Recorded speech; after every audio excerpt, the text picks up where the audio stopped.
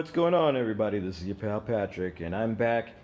Well, I guess it's not an official video, but I just wanted to share with you what I've started working on and what I plan to do. Crosscut sled. Remember this? I have called this the fixed miter gauge because it doesn't have, it's not really a sled or anything, it's just a fence that runs along the tracks that I have there. See? And it kind of worked. Well, I shouldn't say it kind of worked. It did work fairly well, actually. It's just that it's not very useful for long pieces of wood. It's a lot to try to hold it in place and run it across here with a long piece of wood. So that's what I'm doing here. I'm making a new crosscut. Well, I'm making a crosscut sled. Now, what I used, because I put these in here a long time ago, of course, what these are strips of walnut that was left over from the project. You've seen the video, I think. The fold-away table that I made for my wife so that she could study in our bedroom using the low-sitting club chairs. And I gotta say, that table really works. I've used it more often than she has, actually. But in any case, let me get back to what I was talking about. Got a little distracted by the sticker here on the end of this. So the frustrating thing about this, let me just go ahead and make this point, is not that I couldn't get this right, because I got it right like the first try. The frustrating thing about this is whenever I try to film work like this, it's just a lot of messing up, a lot of footage that I can't use, and I wind up with a lot of scrap wood that's really only good for our fire pit. I decided not to record this one, and as you can see, it came out perfect. Not just that, but it came out perfect the first try. I don't know. But I will try to record this. Now, this is about the width that I want to use this, or that I want to make it. And it's the same width as this piece of wood here. And you can buy these boards pre-cut, whatever kind you want. You can buy them pre-cut in this length, in this size, whatever. So this is from, also, the project of my wife's fold-away desk. However, it's not quite long enough.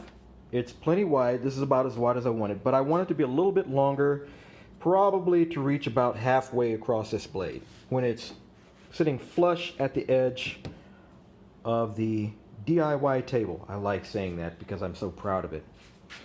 So I'll probably just go and get another one of these this size, and this is a good thickness. I like this thickness. So I'll get another piece like this. I'll have them cut it to length, and I'll probably just use this for the, I don't know, the fence or the edge of the crosscut sled. Just rip it right down the center, glue the two pieces together, make sure the pieces are flush, you know, along the edge, and glue it in place. I have a Ryobi nail gun, finishing gun, that I bought. It works real well, so I'll just glue it and attach it.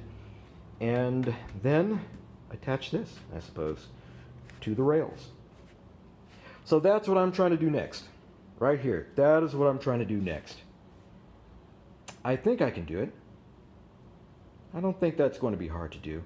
I think the tricky part really is to make sure that this is going to be, you know, perpendicular to the blade. I just need to make sure that when it's all said and done, I'll be able to slide this and get a nice straight cut. You know, right down the middle here. A perpendicular line right down the middle of the sled. But we shall see, won't we?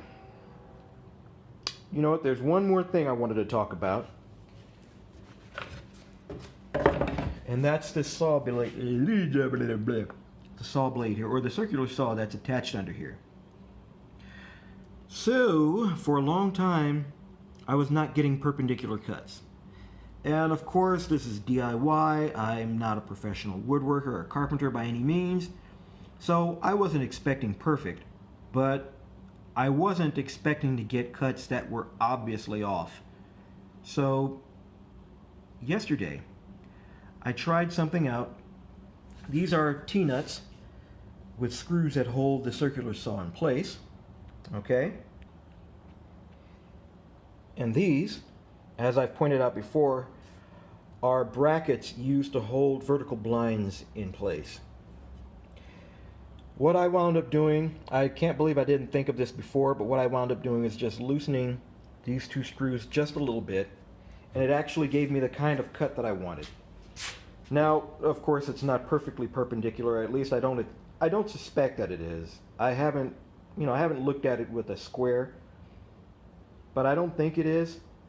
But it looks good enough that you really have to look for it to find that it's not square, and that's what I'm looking for. That's what I wanted.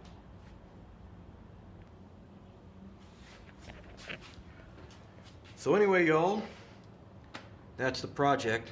It's a mini project. I don't expect for it to take too long, and I'll probably record the rest of it, but I don't know. Maybe I'll work on it and then do a little video showing you how I've progressed rather than trying to record the progress, because I really don't want to jinx it.